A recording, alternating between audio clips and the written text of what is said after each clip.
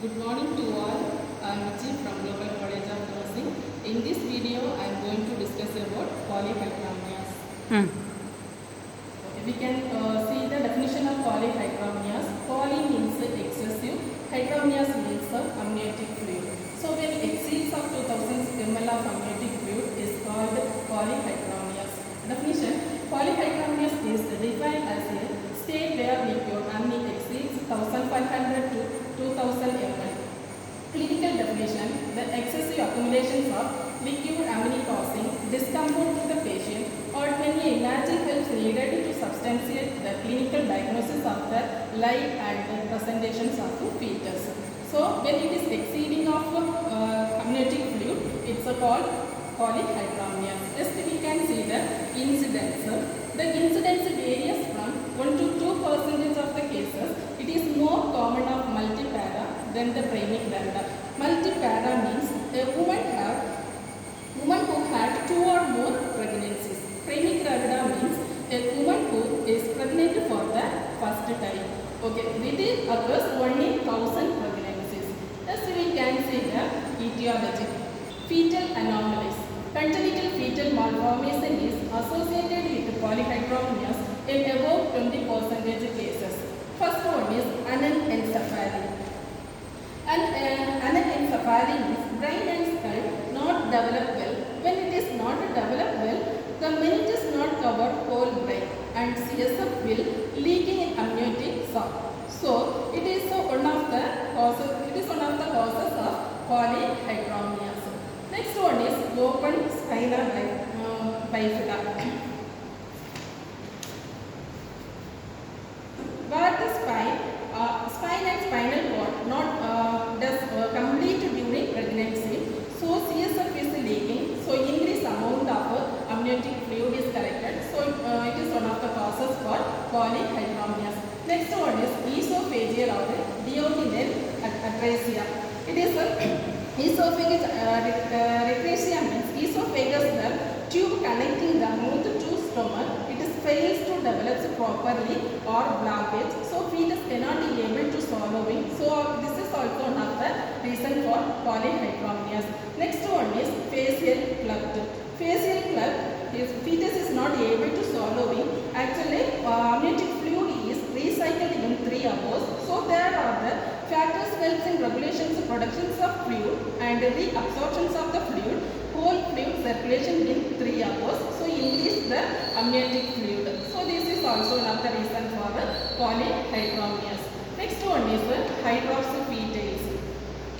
It is if mother having RH negative blood group, in these conditions, when fetal blood cells entering in the maternal circulation, mother develops antibodies against them and it's these antibodies along the fetal circulations, so fluid volume is increased. So this is also one of the causes of polyhydramnias. Next one is placenta, chorioangioma of the placenta. That is chorioangioma of the placenta means benign tumor is formed in the placenta tissues.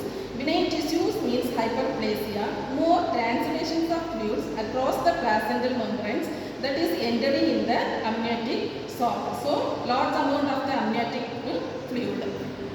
Next one is multiple pregnancies.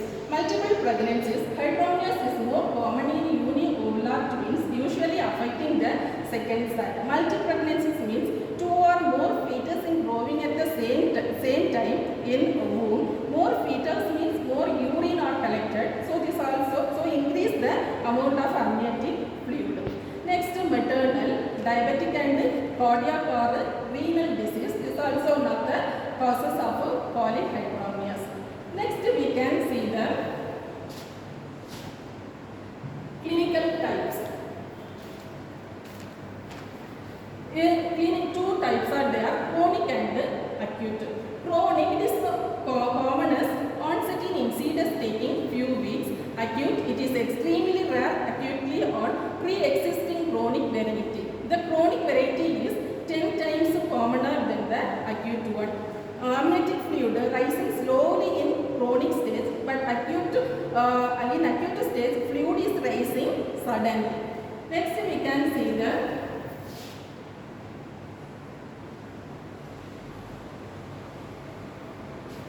Chronic polyhydramnia's symptoms: dyspnea, palpitations, edema of legs.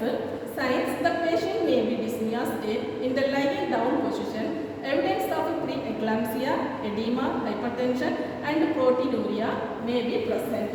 Next, abdominal examination. Inspection, palpation, auscultations. These three things we have to identify for abdominal examination. First, we can see the inspection. For inspection, abdominal knob enlarged. The skin is tense, shiny with a large striae.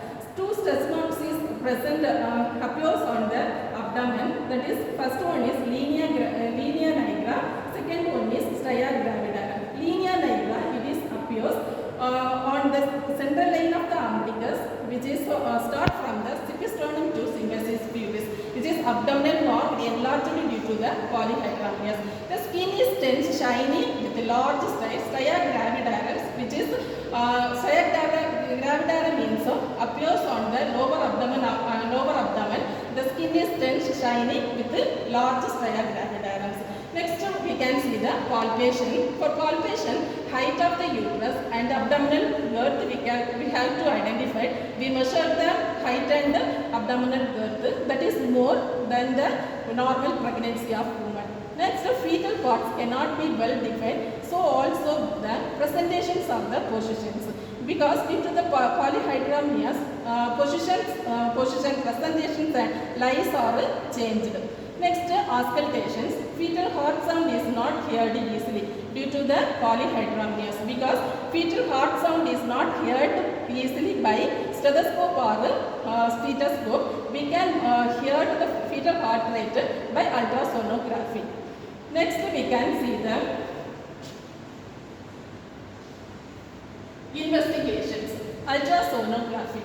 Amniotic fluid index is more than 25 centimeter. Amniotic fluid, we can measure the amniotic fluid index by ultrasonography. It is correlated with the normal values and conclude woman is having polyhydramnias. Normal AFI is 25 centimeter. Then note the lie and presentation of the fetus to diagnose any fetal congenital malformation like anencephaly, cleft lip, cleft palate. If the fetus having any congenital abnormalities also, we can identify by the ultrasonography. Next, we can see the complications.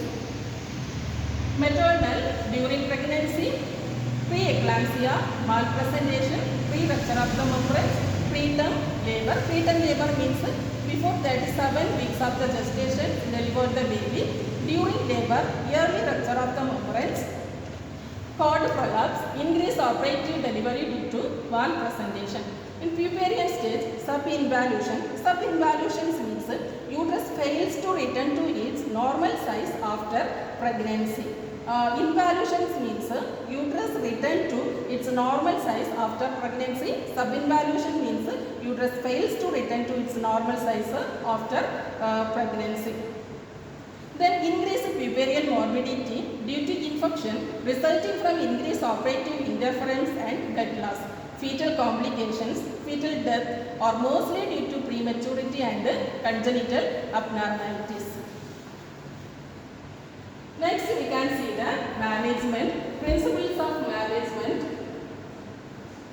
To relieve the symptoms, to find out the causes, to avoid and deal with the complications. Then supportive therapy, bed rest, treatment associated with the conditions like preeclampsia.